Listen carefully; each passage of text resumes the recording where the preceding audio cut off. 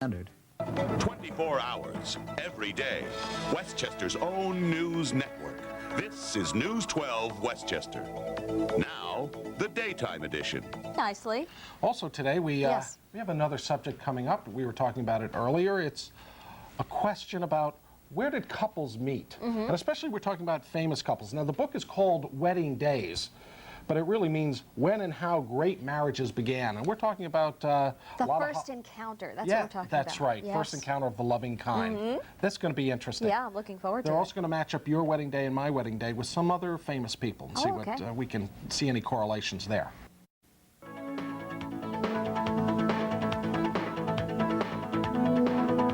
Ever wonder how famous couples came together? Was it love at first sight? Susan J. Gordon is the author of the book Wedding Days, When and How Great Marriages Began, and what the first years were really like as well. Sometimes we had a little quiz there talking about Dizzy and Lucy. Are they the famous Ricardo couple? Yes, they are. And they met on the set of a movie called Too Many Girls. She was 29, he was 23 years old, but they fell for each other like a ton of bricks. Got married within a few months after. Actually, they got married up in Greenwich. They drove up from Manhattan, got married that day, went back for a show that Desi was performing in Manhattan. Now, how is that? I mean, we take that as, at the time, I mean, it was the centerpiece marriage of a media phenomenon, the show I Love Lucy. I mean, everybody knew the Ricardos, the birth of her baby. But it ends in divorce. Should we let that taint what we see in the first years? I don't think so. A lot of good came out of their marriage. A lot of good comes out of many marriages. My book, Wedding Days, focuses on the early years. These are couples who achieve greatness in various capacities, and maybe all the marriages didn't end well, but that doesn't mean that they didn't go into them with happy hearts and hope for the future. Some of the couples in my book were married, it was their second marriage or their third marriage, which turned out to be the great one. That happens a lot. That's okay too. I'm even thinking, as before we get away from show business, of Liz Taylor and Richard Burton. I mean, she's married, last count, was it 8 times or something? But at least 2 of those were to Richard Burton. Yes. And it was stormy, but it seemed to be extremely passionate. It was passionate, and they worked very well together. They were very successful in films as well as on Broadway, and they were wonderful performers. We have to give them credit for those years in which they were married. One of the other couples you highlight in the book is Franklin and Eleanor Roosevelt, and they were married on St. Patrick's Day. Yes. And not their choice, not their choice.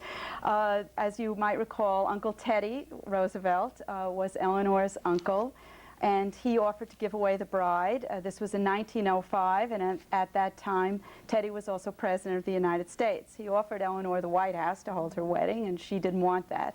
She wanted to be married in her aunt's townhouse in Manhattan, so Teddy said, well, if you want me to be in Manhattan, you'll have to do it on March 17th because I'll be in town marching in the St. Patrick's Day parade.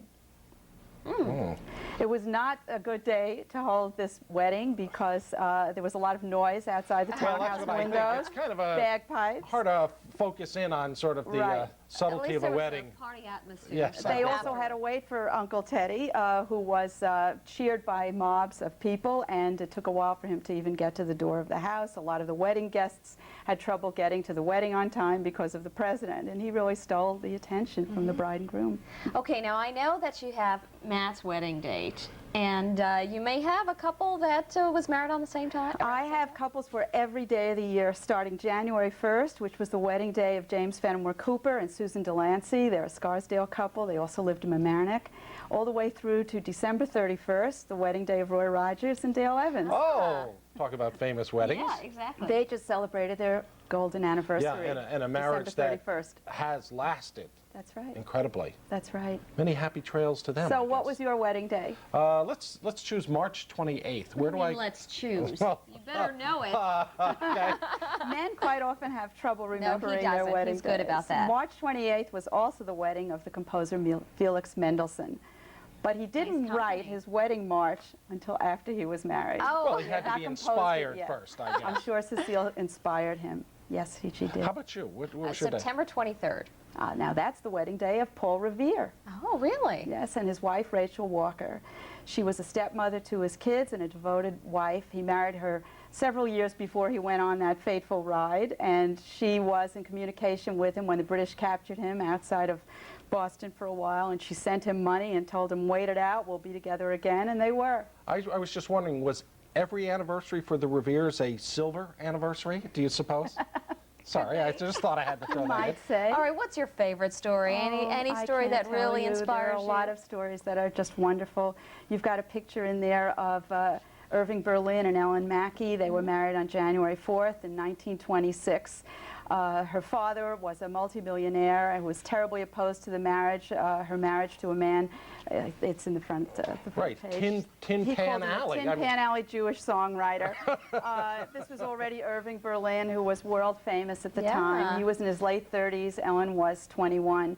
She took her first subway ride downtown to City Hall in Manhattan, and they were married, and they ran off for a few days in Atlantic City before they took a transatlantic cruise.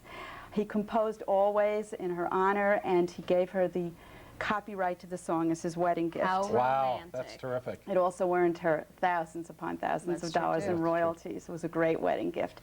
Alexander Graham Bell also gave his wife a wonderful wedding gift. He gave her all but 10 of his 1,500 shares in Bell telephone stock. Ah, Mama Bell is right here. Thank you very much, Susan, for being You're with us. welcome. good to have you here. And more great stories in Wedding Days, and you can pick up a copy at your local book